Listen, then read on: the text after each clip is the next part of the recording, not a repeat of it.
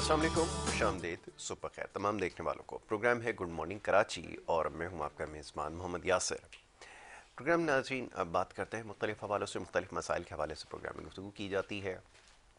अवामी मसाइल ज़्यादा ज़ेर बहस आते हैं और अवामी मसाइल में भी जो मामलात सर फहरिस्त हैं, सेहत के मसाइल, तालीम के मसाइल और इस तरह दीगर मसाइल, इसके ऊपर हम प्रोग्राम्स में अपने गुफ्तगू करते हैं। बहुत सारे पैगामात आपके मौसूल होते हैं जिसमें मसाइल की निशानदेही की जाती है और सिर्फ शहर कराची से नहीं, पूरे पाकिस्तान से मसाइल के बारे में हमें बताया जाता है। और हमेशा मैं ये बात दोहराता हूँ कि यकीनन प्रोग्राम का टाइटल गुड मॉर्निंग कराची ज़रूर है, लेकिन पूरे पाकिस्तान की बात करता है। प्रोग्राम में और भी बहुत सारे मसाइल हैं जिसके ऊपर हमारी गुफ्तगू हुई है। सियासी नौइयत के मसाइल और ख़ास तौर पर जो मौशी मसाइल हैं वो पिछले दिनों कुछ ज़्यादा ज़ेर बहस आए हैं और मसाइल में क्योंकि बेपनाह इजाफा हो चुका है, इसलिए इसके ऊपर बात करना अब बहुत ज़्यादा ज़रूरी है। ख़ास तौर पर इस वक्त जो मौशी सूरत हाल है उसको कैसे बेहतर बनाया जाए, ये समझना ज़रूरी है। हुकूमतों की तरजीहात में शायद ये बात कभी भी शामिल नहीं रही और ख़ास तौर पे इस वक्त जो मौजूदा हुक्मरान सेटअप है उसके अंदर बार बार इस चीज़ की निशानदेही की जाती रही है कि मौशी मामलात को किसी तरह ठीक किया जाए। लेकिन जिस तरह के इक़दाम उठाए जाते हैं, जिस तरह की आप समझ लीजिए कि जो फ़ैसले किए जाते हैं वो बहुत ज़्यादा लोगों में इसकी वजह से तशवीश पाई जाती है। अब देखना ही है कि इस वक्त जो मौजूदा हुकूमत है उसके पास अब वक्त बहुत थोड़ा रह गया है और जब से हुकूमत ने इक़्तिदार संभाला है तब से लेकर अब तक बार बार ये बात की जा रही है कि खुदारा अवामी मसाइल के ऊपर ध्यान दीजिए, इसको हल करने के लिए कोई पॉलिसी जो है वो सामने लेकर आएँ जिससे अवामी मसाइल में कमी आ सके। ये वो सारे मामला जिसके ऊपर बात होती रही। गुज़िश्ता दिनों सिलसिला कुछ चलता रहा, तकारीर के हवाले से बहुत ज़्यादा इस वक्त सोशल मीडिया पर बात हो रही है। लाहौर के अंदर एक कॉन्फ्रेंस जो है वो हो रही हुई है जिसके अंदर बहुत सारे बयान दिए गए, बहुत सारी बातें सामने आई हैं। सोशल मीडिया आजकल आपको पता है कुछ ज़्यादा इसके ऊपर जो है वो लोग खुल कर बात कर रहे हैं, तो उन मौज़ूआत के ऊपर भी इंशाल्लाह ज़रूर गुफ्तगू करेंगे। जिस तरह की बातें और बयान दिए जा रहे हैं इन सब का क्या मकसद है ये समझना भी ज़रूरी है। सियासी नौइयत के मामला आज प्रोग्राम में ज़ेर बहस आएंगे। मेहमान शख्सियात हमारे साथ यहाँ मौजूद होंगी, उनसे हम गुफ्तगू करेंगे। सबसे पहले जो मोअज़्ज़ज़ मेहमान हैं जो स्टूडियो में तशरीफ़ ला चुके हैं, जनाब नईम आवान साहब, पाकिस्तान पीपल्स पार्टी से आपका ताल्लुक़ है। हमारे साथ मुख्तलिफ़ प्रोग्राम्स में आप उन्हें देखते हैं, गुफ्तगू सुनते हैं, अवामी मसाइल के हवाले से गुफ्तगू करते हैं, अवामी रहनुमा है। एक दफ़ा फिर उन्हें आज मैं इस प्रोग्राम में खुशामदीद कहूँगा। बहुत शुक्रिया, बड़ी नवाजिश नईम साहब प्रोग्राम में वक्त देने के लिए। नईम साहब अब ये बताइए कि जैसे भी इब्तदाइया में एक बड़ी लंबी तमहीद मैंने बांध दी है, अवामी मसाइल इसमें जो है वो सर फहरिस्त रहे हैं। किसी भी नौइयत के मामलात हों, चाहे सतही मामलात हों, सूबाई हुकूमतों के मसाइल हों, आवाम बुरी तरह से जो है वो मायूस हो चुकी है, वफाकी हुकूमत से भी, सूबाई हुकूमत से भी। सवाल ये पैदा होता है कि अगर कोई भी शख्स अपनी ज़िम्मेदारी पूरी नहीं करेगा तो फिर आवाम के सामने वोट लेने कैसे जाएगा, ये ज़रा बताइए। बिस्मिल्लाहिर्रहमानिर्रहीम। बात ये है कि एक वो होता है पार्टी जिसको एहसास होता है और एहसास रख कर अगर वो इक़्तिदार में आती है तो वो किसी आवाम की जो है वो नुमाइंदगी करती है और आवाम की जो नुमाइंदगी करती है तो फिर वो बात ये है कि हर मसाइल के ऊपर कोशिश करती है कि आगे बढ़े, हुकूमत के साथ अपोजिशन का भी हाथ पकड़ के। और अपोजिशन का काम ये होता है कि हर चीज़ की निशानगी करना, जहाँ हुकूमत की अगर गिरफ्त ठीक नहीं है या वो सही स्टांस में नहीं है, सही जो है वो काम नहीं कर रही है, तो अपोजिशन का काम होता है कि उनको जो है वो बताना कि आप ठीक जगह नहीं जा रहे। अब मैं अगर छोटी सी मैं मिसाल दे दूं, आपका शहर कराची है, अब क्योंकि आपने कहा कि सूबों के मसाइल भी हैं। कराची क्योंकि आपको पता है कि सिंध का कैपिटल है। अगर कराची की बात करूं, जैसे मरदमशुमारी जो 18 साल बाद इस पाकिस्तान के अंदर कराई गई, अब कराची की जो मरदमशुमारी हुई, मरदमशुमारी के अंदर अगर 1.5 करोड़ आवाम दिखाई गई कि 1.5 करोड़ आवाम जो है वो कराची के अंदर मौजूद है, तो मसाइल तो अपनी जगह फिर खड़े हो गए ना। अब हेल्थ के लिए जो मसाइल हैं, हेल्थ के लिए हमें जितने यहाँ सोर्सेज मिलते हैं या हमें जो वसाइल मिलते हैं, हमने कैलकुलेशन 1.5 करोड़ लोगों की हुई है, लेकिन 4 करोड़ लोगों को जो है वो डिलीवर करना है। अब इसी तरीके से अगर मैं बात करूँ बिजली, गैस, पानी, क्योंकि वफाकी जो है वफाकी हुकूमत है वो तमाम सूबों को जो है वो कंटिन्यू जो रखती है, वो पहुँचता है उन तक। अब कराची के अंदर अगर मैं बिजली की बात करूँ, बिजली अब उनकी कैलकुलेशन 1.5 करोड़ आवाम को बिजली देनी है, लेकिन आवाम यहाँ 1.5 करोड़ नहीं है, आवाम 4 करोड़ है। अब बिजली के साथ अगर गैस की बात करूं, 1.5 करोड़ आवाम को जो है उन्होंने गैस देनी है, तो अब आवाम कितनी है यहाँ जो है वो 4 करोड़ आवाम है। तो मसाइल जो है वो बहुत सारी जगह ऐसे होते हैं जो आस्ते आस्ते जो है वो चीज़ें सामने नज़र आना शुरू होती हैं। फिर हुकूमत जो है वो इस वक्त जो मौजूद है, हम तो पहले दिन ये बात कर रहे थे कि हुकूमत जो है वो इलेक्ट होके नहीं आई, ये अवाम की ताकत से नहीं आई। जो अवाम की ताकत से आती है उनको दर्द होता है, उनको तकलीफ होती है, उनको पता होता है, एहसास होता है कि हमने बात ये कि अगर आज डिलीवर नहीं किया तो कल फिर कौम अवाम जो है वो हमसे सवाल करेगी। और सवाल अब बनना शुरू हो गए। आज 3.25 साल के अंदर हुकूमत जो है वो आप खुद देख रहे हैं कि हुकूमत पहले कंटेनर पे जो वादे करती थी अवाम के साथ, आज उसका टोटली उलट कर दिया है। हुकूमत ने जो बड़े बड़े दावे किए थे आज टोटली उसका उलट कर दिया। आज मैं सुबह उठा तो टेलीविजन पे जो है वो ब्रेकिंग चल रही थी कि 1 अरब और 5 करोड़ जो है वो IMF ने कर्जा जो है वो नया जो है वो जारी कर दिए। अब बात ये है कि कर्जा जारी तो कर दिया है, अब किस टर्म एंड कंडीशन पे किया है, किस मायदे के तहत किया है। आगे ही पहले इस मुल्क के अंदर जो मुल्क का बेड़ा गर्क इन्होंने किया है, और ये पहली हुकूमत है कहती है कि हम कर्जे इसलिए ले रहे हैं ताकि हम कर्जे उतार सकें। ये पहली हुकूमत है, ये महंगाई इसलिए करती है कि कहती है कि बात ये कि महंगाई कम कर सकें। ये पहली हुकूमत है। नईम साहब, पिछली हुकूमतों ने भी यही कुछ किया है, कर्जे उतारने के लिए ही कर्जे लिए गए, तो ये तो कोई नई रिवायत नहीं है, ये तो हमेशा से सिलसिला चला आ रहा है। जी आगे बढ़िए। दूसरी बात ये रही कि कर्जे मुल्कों पे देखें, बात ये कि चढ़ते हैं। ये तो हमारा भी मौकफ था कि अगर कर्जे लिए जा रहे हैं तो कर्जों के लिए कोई ना कोई अल्टरनेट किसी मुल्क के पास सोर्सेज क्या है, आने वाले फ्यूचर के अंदर हम कर्जों को किस तरीके से उतार सकते हैं। ये हुकूमत जो है वो कर्जे जब नहीं लेती थी, 9 माह इस मुल्क का जो है इन्होंने बड़ा गर्क किया, और 9 बाद इनको समझ में आया कि कर्जे हमें लेने चाहिए। और जब बात ये हुकूमत में नहीं थे तो उस वक्त ये कंटेनर में खड़े होकर कहते थे कि IMF के पास नहीं जाऊंगा, मैं खुदकुशी कर दूंगा। आज बात ये है कि कर्जे जो ये लिए जा रहे हैं, ठीक है, आपकी बात भी दुरुस्त है, कर्जे लिए जाते हैं, कर्जे उतारे जाते हैं, लेकिन बात ये है कि कर्जे कैसे उतारे जाते हैं, हमारे पास अल्टरनेट क्या है। अगर आप किसी भी चीज को अगर उसके वजन से ज्यादा आप कर लेंगे तो लाजमी सी बात है आखिरकार उसका बड़ा गर्क हो जाएगा। हमने एक 2013 के अंदर एक CPEC जो है मंसूबा साइन करके पाकिस्तान पीपल्स पार्टी ने इनको दिया था। CPEC जो मंसूबा था आपका, वो तमाम कर्जा 2023-2024 के अंदर वो उतार देता IMF का या एशियन बैंक का या वर्ल्ड बैंक का। ये जो दीगर ममालिक से कर्जे लेते रहते हैं, कोई पेट्रोल की मद में, कभी गैस की मद में, वो कर्जे भी उतार देता। लेकिन बात ये कोई अल्टरनेटिव जो चॉइस थी हमारी, वो लाके अभी उन्होंने कहाँ खड़ी कर दी। आज उसकी सूरत हाल क्या है, आज वो देख लें कि CPEC जिसकी वो तेजी से चल रहा था, आज वो तेजी उसकी 25% भी तेजी नहीं रही। तो बात ये कि कर्जे ठीक है चढ़ते हैं उतरते हैं, लेकिन इनके पास चॉइस क्या है अभी। अब चॉइस क्या है, अब ये कर्जे जो ले रहे हैं, क्या ये बांग्लादेश के बच्चे लाके मुल्क का कर्जा उतारेंगे? कर्जे ये लेके जा रहे हैं। फिर बात ये कि कर्जे उतारने के लिए उसका कौन जिम्मेदार होगा? जब ये हुकूमत में आए तो 24,000 अरब कर्जा इसके ऊपर था मौजूद। अब सूरत हाल ये कि इस वक्त ये लोग तकरीबन वो 39 अरब डॉलर जो है वो कर्जा इस मुल्क को चढ़ा दिया है। अब मजीद कर्जा ये ले रहे हैं, तो कर्जे जो है वो चढ़ते हैं, लेकिन चढ़ने की कुछ दिखाएं भी तो सही ना आवाम को। इस आवाम को जो कर्जे इन्होंने लिए, और तारीख के अंदर अगर आप उठा लें कि सबसे ज्यादा कर्जे इन्होंने लिए, लेकिन डिलीवर क्या किया? क्या कोई बड़ा प्रोजेक्ट इस मुल्क को इन्होंने डिलीवर किया? कोई बड़ा इन्होंने मुल्क के लिए कोई ऐसा कुछ पैकेज कोई बड़ा अनाउंस किया होगा, ये कोई बड़ा पैकेज है आवाम के लिए? वो पैकेज भी हमने कहीं नहीं देखा। कोई कारखाने लगाए हो, कोई इंडस्ट्री कोई बड़ी मजबूत की हो, किसी हल्के को, किसी मुल्क के किसी जो है वो सूबे को इन्होंने जो है वो एक जो है वो पेरिस बनाया हो, तो हम कहें यार बड़ी अच्छी बात है, कर्जे इन्होंने लिए।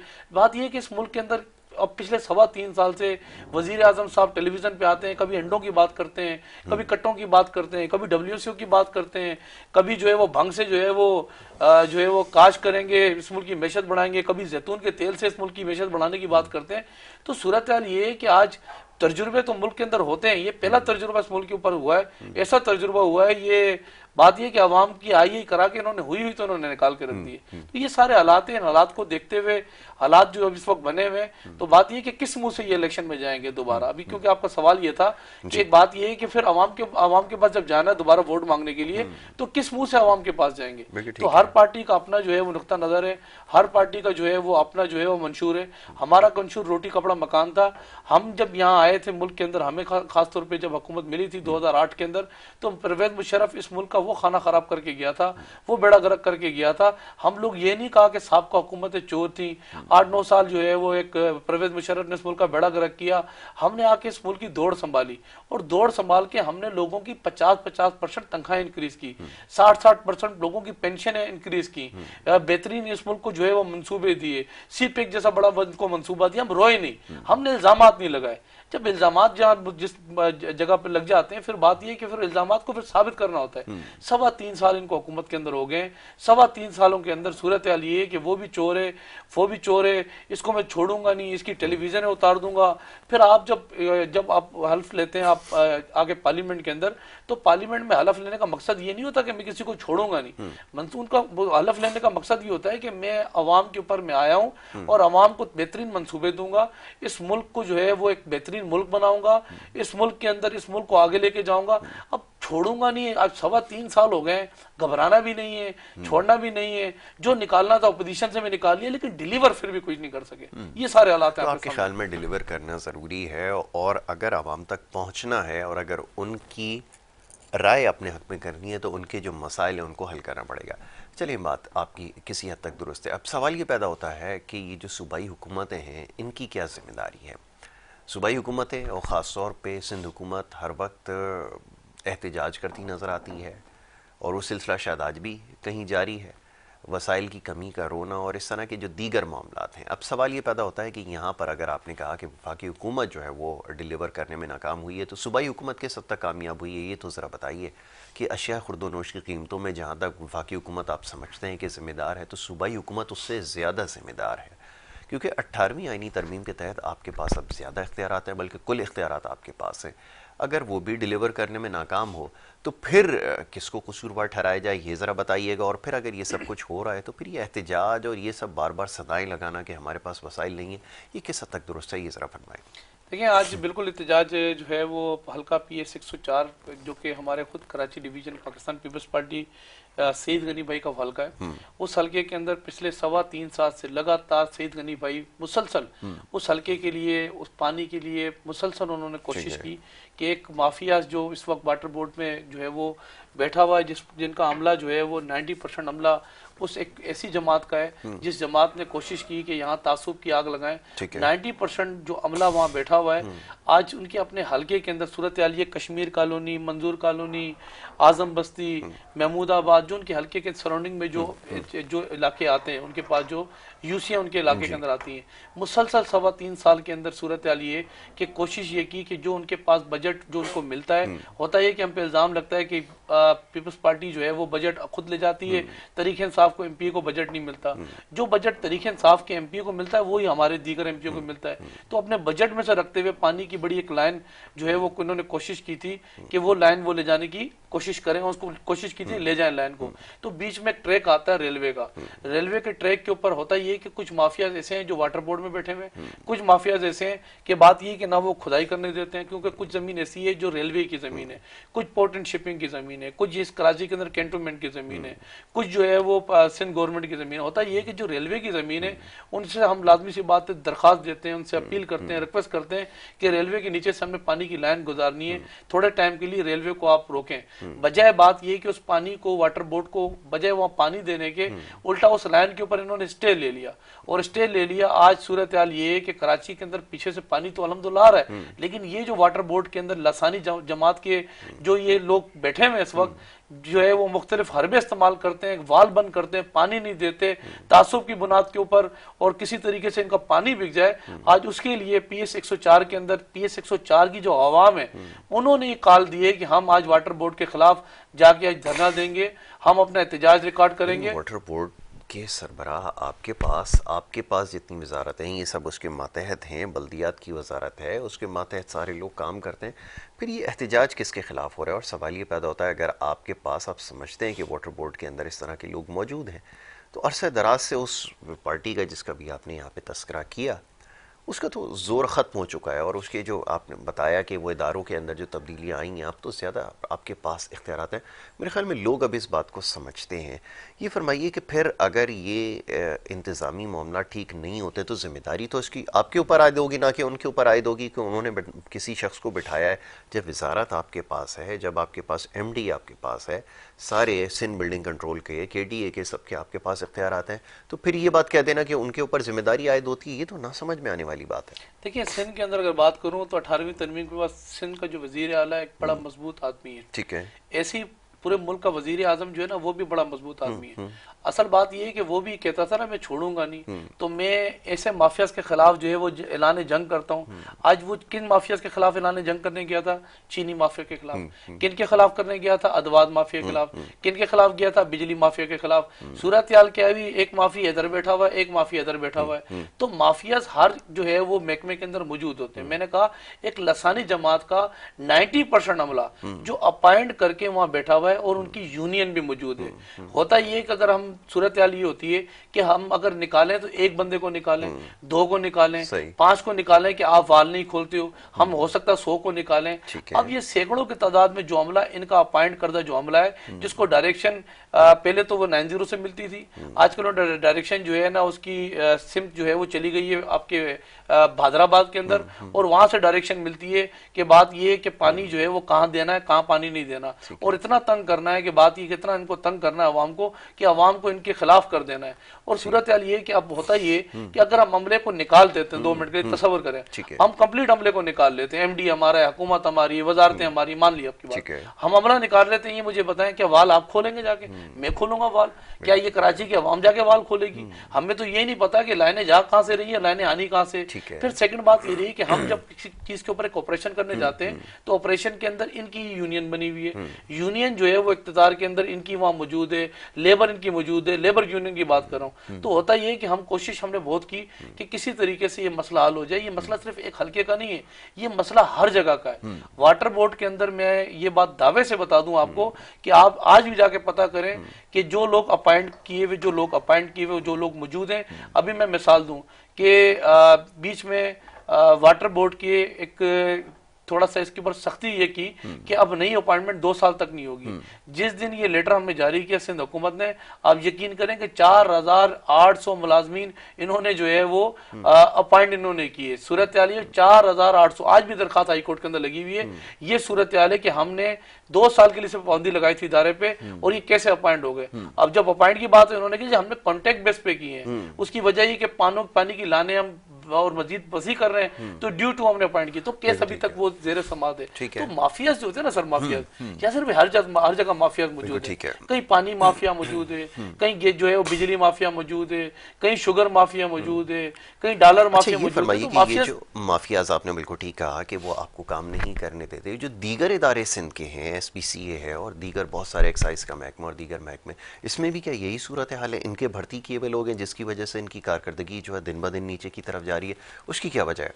देखिए, अगर मैं SBC की बात करूं तो ये SBC अब हुआ है, पहले ये KSBC था। हाँ। तो बात ये कि KSBC यहाँ अगर कराची के अंदर, हाँ, अगर कराची के अंदर आप किसी नौजवान से पूछे ना कि ये यहाँ से ये पैसा कहाँ जाता था, तो आपको कोई भी बता देगा कि यहाँ की तमाम अर्निंग जो थी वो 90 का किचन, वो खत्म हो गया सिलसिला, वो बंद हो गया, सब चले गए, खत्म हो गया। वो 35 साल का गन था, 35 साल के गन को खत्म किए हुए बहुत सारे साल नहीं हुए, थोड़े से साल हुए। इन थोड़े से सालों के अंदर अब बात ये है कि जो ये मुख्तलिफ जो सुप्रीम कोर्ट के अहकाम आते हैं कि फला बिल्डिंग की जो है वो आपने फला चलान पे नहीं किए, या फला नाले पर जो है एक बिल्डिंग खड़ी हो गई, ये हमारे दौर में नहीं खड़ी हुई जब से SBC बना है।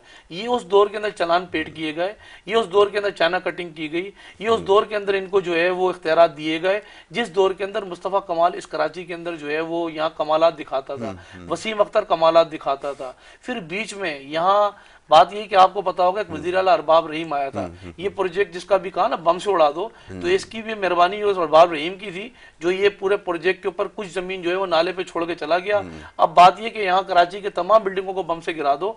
सूरत हाल ये कि जिनके पास जो इख्तियारात थे, जो उन्होंने उनका अपॉइंट करदा अमला था, अपॉइंट करदा जो उनके एम्प्लॉयज थे, ये इन्हीं की मेहरबानी थी सारी। अब मुझे बताएं कि पिछले 2, 2.5, 3 साल से कहीं आपको आवाज लगी कि बात ये कि किसी का चाइना कटिंग हो गई? 2-3 साल से क्यों नहीं आवाज लगी?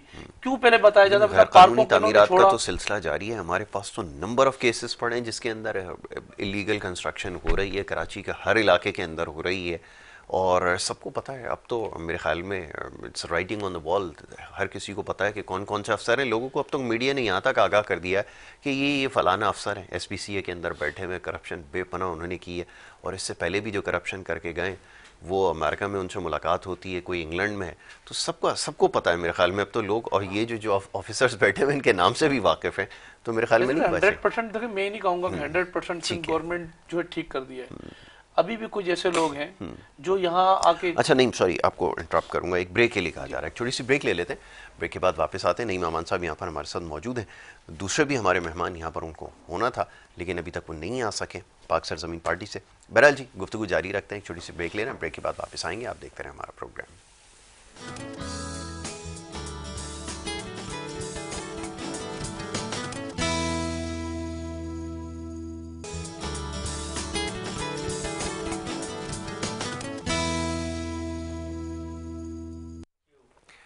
प्रोग्राम में आपको एक दफ़ा फिर खुशामदीद कहेंगे। ब्रेक पे जाने से पहले गुफ्तगू जारी थी, बात हो रही थी जनाब नईम अमान साहब से मुल्क की सियासत के हवाले से। हमारे दूसरे मेहमान यहाँ पे तशरीफ़ ला चुके हैं। फयाज़ खान साहब, पाक सरजमीन पार्टी से आपका ताल्लुक़ है और कुछ देर पहले जैसे बात हो रही थी जो मामलात हैं ख़ास तौर पे इस वक्त जो सियासी सूरत हाल बिलखुसूस शहर कराची की जो इस वक्त सूरत हाल है इस हवाले से हम बात कर रहे थे। फयाज़ खान को सबसे पहले खुशामदीद, बहुत शुक्रिया फयाज़ प्रोग्राम में वक्त देने के लिए। फयाज़ साहब ब्रेक पे जाने से पहले जी कुछ चीज़ों की निशानदही नईम अमान साहब ने की और ये मसाइल के हवाले से, क्योंकि शहर कराची के अंदर निज़ाम जो है वो बड़ा धर्म भरम रहा है दीगर मुल्क के शहरों के मुकाबले में, और सियासी वाबस्तगियाँ और मनमानी भर्तियाँ और ये सारी चीज़ों ने बड़ा नुकसान पहुँचाया। तो नईम अमान साहब का कहना ये है कि जो माजी में जो कुछ होता रहा उसके असरात अब नज़र आ रहे हैं, और सवाल इनसे ये किया गया था कि जो पीपल्स पार्टी इस वक्त अगर डिलीवर करने में नाकाम हुई है तो इसकी वजह यह है कि जो माजी का बिगाड़ है वो ये समझते हैं कि उसको ठीक करने में वक्त दरकार है। पीएसपी किस हद तक इस बात से इत्तेफाक करती है, ज़रा ये फरमाइएगा, क्या आप इसके ऊपर अपना व्यू रखते हैं, फरमाइए। बिस्मिल्लाहिर्रहमानिर्रहीम। तमाम तारीफ़ें अल्लाह रब्बुल आलमीन के लिए हैं जो तमाम जहानों का पालने वाला है, जो तमाम जहानों का परवरदिगार है।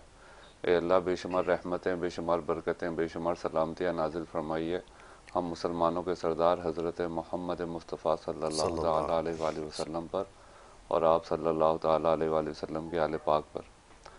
यासिर भाई, बात इस तरीके से है कि नईम अवान साहब भाई जो हैं हमारे, ये माजी की बातें कर रहे हैं, माजी का दुरानिया क्या बता रहे हैं। 13 साल से तो मुसलसल इनकी हुकूमत है, तो 13 साल में जो मामलात सही नहीं कर सकी जो हुकूमत, तो वो हुकूमत का फेलियर है ना।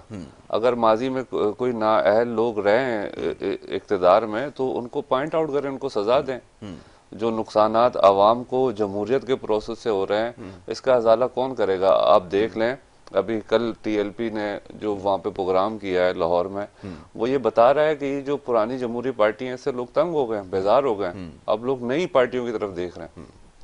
तो ये सारी सूरत हाल है जिसका अजाला पीपल्स पार्टी ने करना है और इसका जवाब पीपल्स पार्टी देगी, बिल्कुल देगी। तो आप समझते हैं कि 35 साल के जो बात ये करते हैं कि मामलात में बिगाड़ आया है, तो मेरे ख्याल में इनको भी 13 साल से ज़्यादा का वक्त हो चुका है। बिल्कुल। तो आप समझते हैं कि 13 साल के बाद जो है वो मामलात में अब तक जो है वो सुधार आ जाना चाहिए था, जो कि 13 साल का अरसा यासिर भाई बहुत बड़ा अरसा है। बिल्कुल। और इनकी बराह रास्त हुकूमत रही है, ये मुफाहमत भी करते रहे हैं, ये डायरेक्टली हुकूमत भी करते रहे हैं। अब तो इनके एडमिनिस्ट्रेटर लगे हुए हैं, यूसी सेक्रेटरी लगे हुए हैं, तमाम इख्तियारात इनके पास हैं। अब आप मुझे बताएं ना कि हमारे पूरी दुनिया में, हमारे मुल्क में जो सीएम है उनके पास गटरों के इख्तियारात हैं। पूरी दुनिया में ऐसा अमल, ऐसा प्रोसेस कहीं नहीं है।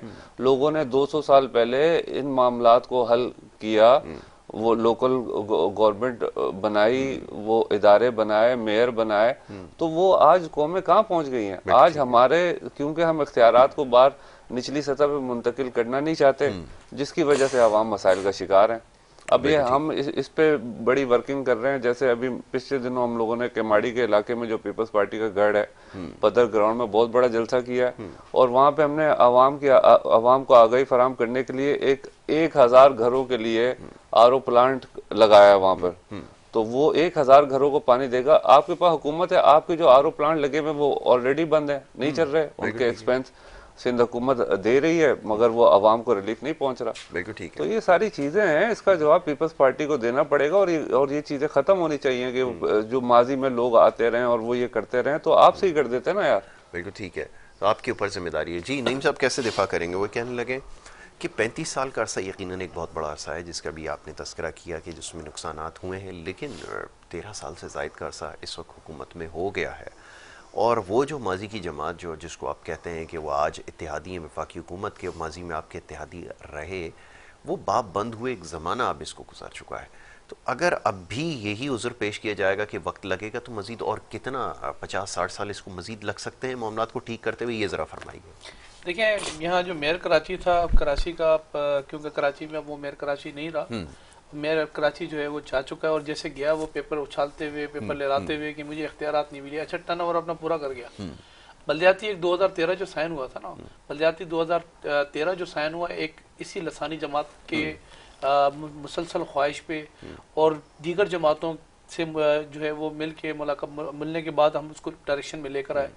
उसमें इख्तियारात दे दिए गए थे मेयर कराची को। मेयर कराची अगर बात करूं, जैसे ने कहा सीएम साहब गटर के इख्तियारात सीएम के पास हैं, और भाई बात ये बन जाती है 2013 के अंदर सीएम ने गटर नहीं चेंज करने थे, वो आपके मेयर कराची ने करने थे। स्ट्रीट लाइट जो अगर सही करनी थी वो मेयर कराची ने इस कराची की करनी थी। अगर यहाँ छोटे मैदानात हो गए, बच्चों के जो पार्क हो गए या फैमिली के जो पार्क हो गए, उनको ठीक जो करना था वो मेयर कराची ने करना था। 2 करोड़ रुपए जब उसको देंगे और उसके पास ना हायर करने के इख्तियारात होंगे ना फायर करने के होंगे, वो तनख्वाहें लोगों की निकालेगा, ये सारे काम करेगा, ये कैसे मुमकिन है? देखिए, साहब का एक मेयर था इनका वसीम, क्या नाम है, फारूक सत्तार। अब फारूक सत्तार इनके साथ ज्यादा वाबस्तगी रही है, ज्यादा उठना बैठना रहा है। ये तो उसकी जस्टिफिकेशन बजाय हम देते वो खुद ही दे गया। फारूक सत्तार ने कहा जिस दिन को बजट मिला था मैं गवाह हूं, और मैं खुद पार्टी का हिस्सा था, और मैंने पूछा था इनसे कि मुझे बताओ ये पैसा जा कहाँ रहा है। जब पता लगा कि बात ये कि पैसे का जवाब मुझे नहीं दिया, मुझे उठा के साइड पे कर दिया।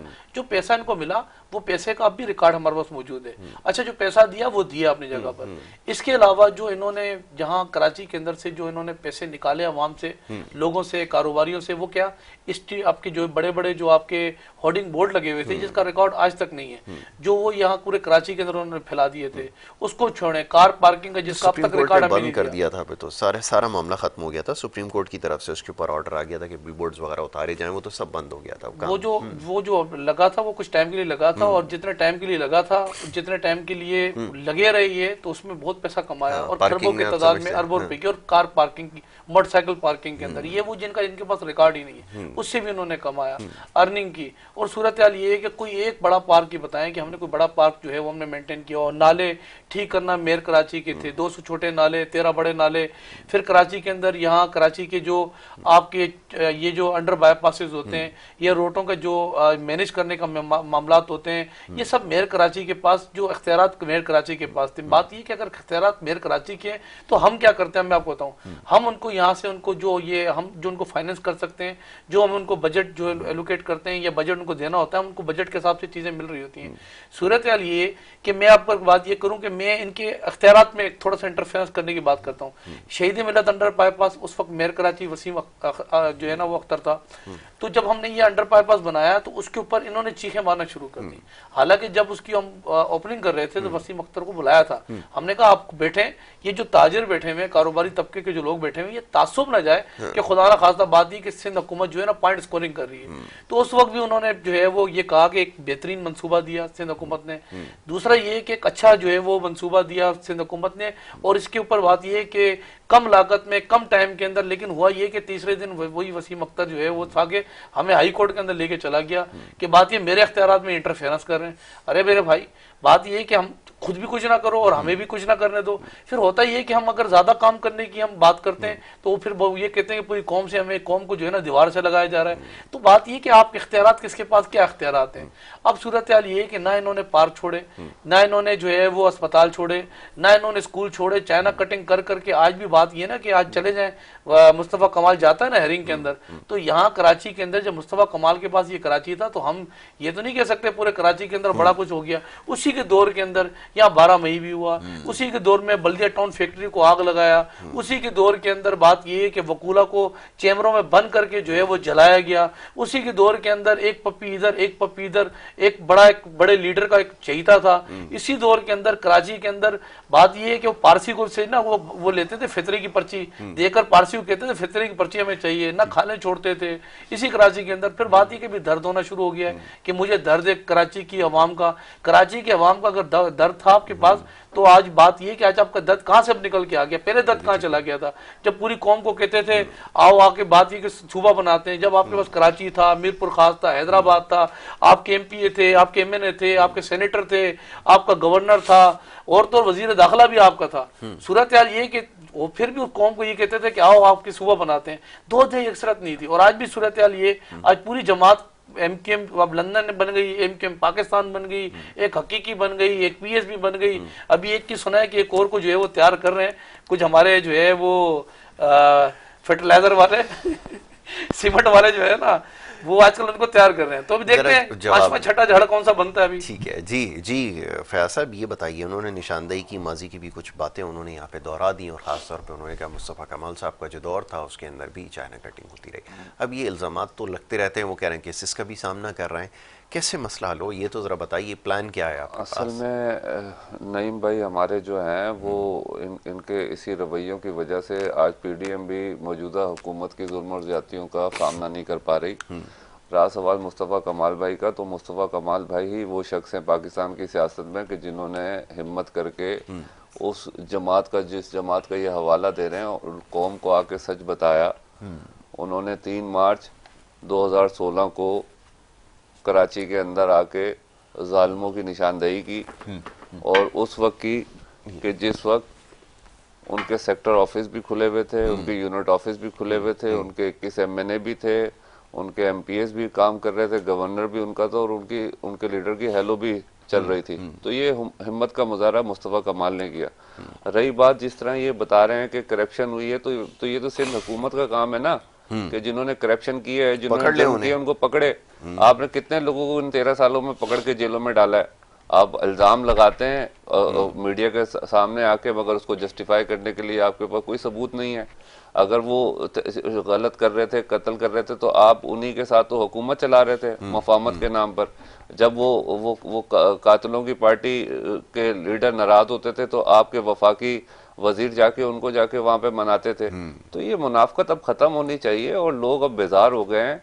अब आप लोगों को इस तरीके से बेवकूफ नहीं बना सकते। आपके 70 लाख बच्चे स्कूल नहीं जा रहे, आपने कौन सा सारा कमर्शियल कर दिया, आपका एजुकेशन सिस्टम सारा कमर्शियल हो गया। आप मुझे बताएं ना, आप 13 साल से मुसलसल इक़्तिदार के मजे लूट रहे हैं। आपने वफाक में भी आपने निज़ाम अदल के लिए कौन सा काम किया है? आपने कितनी तरमीम सूबाई असम्बली से अवाम की फलाह बहबूद के लिए पास करवाई है?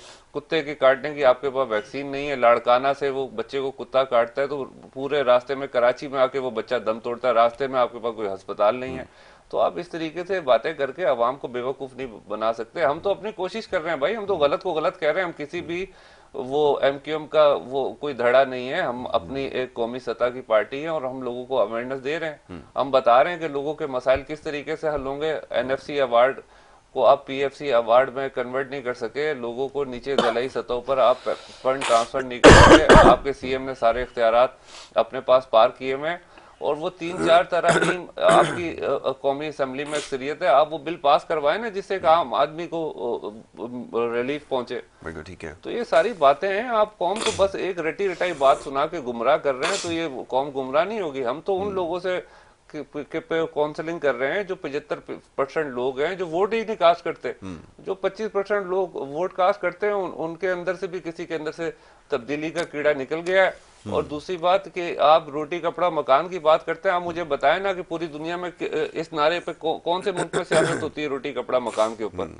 तो आपने रोटी कपड़ा मकान की आड़ में लोगों से पीने का साफ पानी छीन लिया, तालीम छीन ली, और अब बाकी हमारे अदल का निजाम आपके सामने अभी पिछले दिनों वो वाकया हुआ है जोखियों वाला, वो पूरी दुनिया ने, मीडिया ने कवर किया कि आपके दोहरे मेयार हैं। गरीब आदमी के लिए सिंध में अलग कानून है और वडेरे और जागीरदारों के लिए अलग कानून है, और हमारी जो तहरीक है वो इसी पे काम कर रही है, इसी पे लोगों को आगाही फराम कर रही है कि भाई ये जो निजाम अदल का दोहरा मेयार है इसको खत्म होना चाहिए। और इंशाल्लाह हमारी बात लोगों को समझ में आ रही है। हमारे जलसे आप देख लें, हमारी कोशिश आप देख लें, पीएसपी का ग्राफ ऊपर जा रहा है। हम परेशान नहीं है, परेशान ये लोग हैं पीएसपी से। बिल्कुल ठीक है, परेशान आप लोग हैं, आप समेत दीगर जमातें जो है वो परेशान हैं, क्योंकि इनका ग्राफ जो है वो बेहतर हो रहा है, और ये समझते हैं कि लोगों के अंदर शऊर और आगाही आएगी तो फिर ये जो रिवायती नारे जो लगाए जाते हैं, कभी रोटी कपड़ा मकान, कभी तब्दीली की शक्ल में, और ना जाने क्या क्या बातें होती हैं, इससे लोगों की जो वो जान छूट जाएगी। और ये बात किसी हद तक दुरुस्त है कि लोगों ने अपने सियासी जमातों की इस वक्त जो मौजूदा जितनी भी सियासी जमातें, उन सब की कारकर्दगी को देख लिया है। कोई भी हुकूमत हो, चाहे वो इस वक्त मौजूदा वफाक में मौजूदा हुकूमत हो, सूबाई हुकूमतें हों, या कोई भी इससे पहले आने वाली हुकूमतें, लोग बुरी तरह जो है वो मायूस हो चुके हैं। क्योंकि लामहला ये वही लोग हैं जो पिछली हुकूमतों में थे, आज भी मौजूद हैं। तो डिलीवर करने में तो सारे नाकाम हुए, तो यकीनन अब किसी तीसरे ऑप्शन की तरफ देखेंगे। और उसकी वजह भी यही है कि किसी भी सतह के मसाइल हो, कोई भी हुकूमतों में, ये बात जो है बिला उसके कह सकता हूँ कि बुरी तरह नाकाम हुई है। अब बताइए क्या होगा अगर किसी तीसरी क़ुव्वत की तरफ या तीसरी अगर कोई ऑप्शन की तरफ अगर लोग देखेंगे, तो क्या गलत होगा आपके ख्याल में? देखिए, बात ये है कि जमातें, पार्टियां मुल्क के अंदर बनती हैं। पाकिस्तान पीपल्स पार्टी जो है वो किसी ने बनाई नहीं। जुल्फ़िकार अली भुट्टो की जमात थी, और जुल्फ़िकार अली भुट्टो की जमात अब भी इस वक्त 2-1 लेके सिंध के अंदर जो है वो अपनी खिदमत अंजाम दे रही है। यहाँ हमारे साथ कुछ न तजुर्बे हुए। MKM बनाई गई पीपल्स पार्टी को ख़त्म करने के लिए, जमात इस्लामी बनाई गई, PMLN बनाई गई, फिर बीच में GDA बनाई गई पीपल्स पार्टी। जमात इस्लामी किसने बनाई? जमात इस्लामी अब जिन्होंने बनाई, फिर बनाने के बाद नहीं, वो तो पाकिस्तान बनने से पहले मौजूद थी। उनको काट के फिर एक MKM बनाई, फिर MKM को पाकिस्तान पीपल्स पार्टी को काटने के लिए बनाया, फिर MKM को जो है वो पीपल्स पार्टी को वो नहीं काट सकी, फिर MKM को काटने के लिए PSP बनाई। होता है इक़्तिदार में जो लोग आते हैं इक़्तिदार में नहीं आते। जमातों का पहले आप उसका बैकग्राउंड चेक कर लें। हमारे पास तो यहाँ कुर्बानियों की दास्तान, हमने तो पूरी लीडरशिप कुर्बान कर दी इस मुल्क की जमहूरियत की खातिर। यहाँ मेरी टाइम म्यूजियम में ना बीच में एक सर्कस दिखाने के लिए एक वो लेकर आए थे मछली को। उस मछली का एक ट्रेनिंग था, वो कहता था राइट पे चले जाओ, लेफ्ट पे चले जाओ, कभी नीचे चले जाओ, कभी ऊपर उड़ के चले जाओ। तो बात ये है कि पहले तो इनसे पूछो उनका ट्रेनिंग कौन है जो इस कराची के अंदर इनको लेकर आया है। इससे जो है वो डॉल्फिन की जो है वो ट्रेनिंग, कोई तो ट्रेनिंग होगा ना जो इस मुल्क के अंदर लेकर आया होगा। ये कह रहा हमारा ग्राफ ऊपर चला गया, इतना ऊपर चला गया कि काउंसलर नहीं है इनका। अभी ये इलेक्शन लड़ चुके हैं, कौन से इलेक्शन लड़ चुके हैं? माशाल्लाह 249 में चेयरमैन साहब खुद लड़ा इलेक्शन। कमाल ये कि जब देखा ना कुछ भी नहीं तो आखिरकार पूरी मशीनरी पूरी लगा दी पूरी। हमने खुद भी इलेक्शन में नहीं, ये कहां से मशीनरी लाएंगे? मशीन तो हुकूमत के पास होती है। मशीनरी अभी कह रहे हैं कि हमने जलसा किया, इतनी अवाम मौजूद थी, सारी अवाम ले आए। बात ये कि अवाम पूरी कराची की इकट्ठी कर ली, हैदराबाद की इकट्ठी कर ली, इनको लगता है फिर हम जीत जाएंगे। बात ये है कि उधर से आउट हो गए। फिर यहाँ जो इलेक्शन अभी जो आपके कैंटनमेंट के इलेक्शन हुए वहां से आउट हुए, बलदियाती इलेक्शन हो गए, जनरल इलेक्शन हो गए, सीट एक काउंसलर की नहीं है, हमारा ग्राफ ऊपर चला गया। अवाम समझती है कि कौन सी पार्टी जो एस्टेब्लिशमेंट की जो है वो ज़ेरे साया होती है और वो थोड़े टाइम के लिए आती है, उनको इस्तेमाल करते हैं, इस्तेमाल करके फिर वो आगे धक्का दे देते हैं।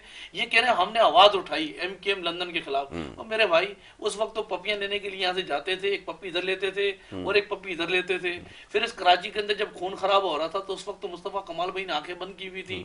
जब यहाँ कराची में माओ की कोकों जब जो है वो जाड़ी जा रही थी, खून की होलियां खेली जा रही थी, उस वक्त मुस्तफा कमाल कहता था वसीम अपना इमरान खान तब तू आजा कराची में, मैं भी इधर बैठा हूँ तो देखेंगे तो कराची कैसे आएगा। मैंने नहीं चेकिंग कराई थी, ये पूरे शरा फैसल में इमरान कुत्ता की चेकिंग मैंने नहीं कराई थी, ये पूरा कराची जानता है ये कौन था चेकिंग कराने वाला। ये आप बात ये कि इनका एटीट्यूड, ये रवैया रहा है। अब ये इनको लगता है कि ग्राफ जो है वो PSB का ग्राफ ऊपर चला गया है। पहले तो इससे पूछो ट्रेनी कौन है, वो ट्रेनी कहाँ बैठता है और ट्रेनी ने इनको क्या वो इंस्ट्रक्शन दिए हुए, पहले वो अवाम कराची वालों को बताएंगे। जी फैसा बताइए, अब ये तो बड़े सीरियस नौयत के जो इल्ज़ामात हैं और जो कुछ होता रहा, यकीनन शहर कराची के रहने वाले लोग शायद लाइल ना नहीं इन सारे मामलात से। सवाल ये है कि ये जैसे अभी कह रहे हैं कि ये सारी सूरत हाल थी, उस वक्त आंखें बंद थी या खामोश थे, और उसके बाद जो अभी हुआ है रिसेंटली जो बाई इलेक्शन हुआ 49 के अंदर 249 के अंदर मंदू खेल साहब जहाँ से जीते हैं बल्दिया टाउन वाली सीट से, वो ये क्या सूरत हाल है? ये इन्होंने कहा कि अगर लोग चाहते तो उनको मुंतखब कर सकते थे, लेकिन ना काउंसलर की सतह पर ना निचली सतह पर। तो ये दावा करना कि परफॉर्मेंस हमारी बेहतर हो रही है, किस बुनियाद पे किया जा रहा है, ये ज़रा फरमाइए। यासिर भाई, बात ये है कि जिस तरीके से नईम साहब ने इतने सारे इल्ज़ामात लगा दिए और रटी रटाई बातें इन्होंने जो करते हुए आते हैं, जो काम नहीं करते तो फिर बातें तो करते हैं, और बातें भी इस नोयत की कर रहे हैं कि इनकी जो पार्टी है वो हुकूमत में है और इतने वो इल्ज़ामात ये लगा रहे हैं। तो भाई उनको पकड़ना किसने? अगर किसी ने गलत किया है, आप नहीं पकड़ रहे, तो फिर इसका मतलब है आप उस जुर्म में शामिल हैं। और दूसरी बात रही 249 के इलेक्शन की, तो वो तो पूरी दुनिया ने देखा कि भाई वो इलेक्शन किस तरीके के हुए। और आप 15,000 वोट लेके रमजानों में आप इलेक्शन करवा रहे हैं, और 15,000 वोट लेके आप MNA बन रहे हैं। वहां पे हाइड्रेंट 38 हाइड्रेंट चल रहे हैं, पानी वहां पे लोगों को मिल नहीं रहा। आपने इलेक्शन जीतने के लिए पूरी सरकारी मशीनरी वहां पे लगा दी, रोड बनाना शुरू कर दिए, पानी की लाइनें डालना शुरू कर दी, पानी नहीं आ रहा। जो टैंकर वहां पे 1800 रुपए का इलेक्शन से पहले मिलता था, वो आज 4500 रुपए का मिलता है। इनलीगल कनेक्शन, पहले फिर भी लोग डरते थे, अब वो पीपल्स पार्टी के कारकुन वहां पे पैसे पकड़ के इनलीगल कलेक्शन करवा रहे हैं। तो कहने का मकसद है इदारे आपके पास हैं, अगर किसी ने गलत माजी में किया तो उनको पकड़ेगा कौन? वो हुकूमत पकड़ेगी।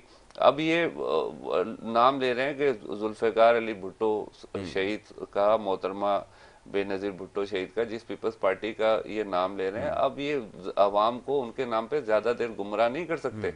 कहने का मकसद है इनके जो करप्शन के मामलात हैं, अब 2800 रुपए की टेबल ये 38,000 रुपए की खरीद रहे हैं, तो अवाम बेवकूफ नहीं है। और हमारी तो 6 साल हुए हैं पार्टी को बने हुए, हम तो अपनी कोशिश कर रहे हैं। हर सियासी पार्टी का हक है, जिस तरीके से बात कर रहे हैं कि एस्टेब्लिशमेंट को बीच में लेकर आ रहे हैं, तो अगर एस्टेब्लिशमेंट की पार्टी होती तो फिर लाजमी सी बात है कि PSP हुकूमत का कोई ना कोई पार्ट होती। हम तो अपनी जद्दोजहद कर रहे हैं, स्ट्रगल कर रहे हैं, कोशिश कर रहे हैं, गलत को गलत बोल रहे हैं, सही की तरफ निशानदेही कर रहे हैं। और ये एक सियासी पार्टी का काम होता है, अवाम को सियासी शऊर की फराहमी और यानी कि निज़ाम अदल के लिए जद्दोजहद वो हम कर रहे हैं।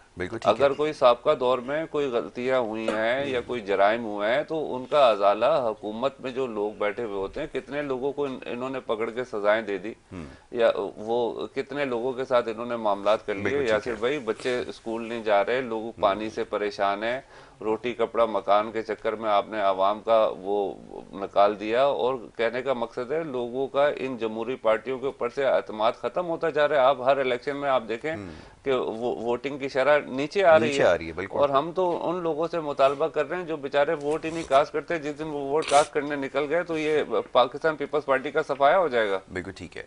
चले Fayaz Khan, thank you so very much, बहुत शुक्रिया, आपने प्रोग्राम में वक्त दिया। नहीं मेहमान, आपका बहुत शुक्रिया, प्रोग्राम में आपने वक्त दिया। दोनों मौजूद मेहमान हमारे साथ यहाँ पे शरीक गुफ्तगू रहे, बात हो रही थी कुछ अवामी मसाइल के हवाले से और सियासी सूरत हाल के हवाले से हमने गुफ्तगू की है। सबका वक्त है, कोशिश यही होती है हल्के फुल्के अंदाज में बात की जाए, मसाइल सबके सामने, और देखने वाले इसका बखूबी फैसला कर सकते हैं। वो मामलात से लाइल नहीं हैं, यकीनन अब जानते हैं और समझते भी हैं कि कौन किस हद तक कामयाब हुआ है और अगर नहीं हुआ तो उसकी क्या वजूहत हैं। ये सिलसिला जारी रहेगा इंशाल्लाह। आगे प्रोग्राम्स में चल के ज़रूर ऐसे मामलात ज़ेर बहस आएंगे। यहाँ पर जो है हमें ब्रेक लेनी होगी। ब्रेक के बाद हमारा जो दूसरा सेगमेंट है आपकी सेहत के हवाले से वो जारी रहेगा। आप देखते रहें प्रोग्राम गुड मॉर्निंग कराची।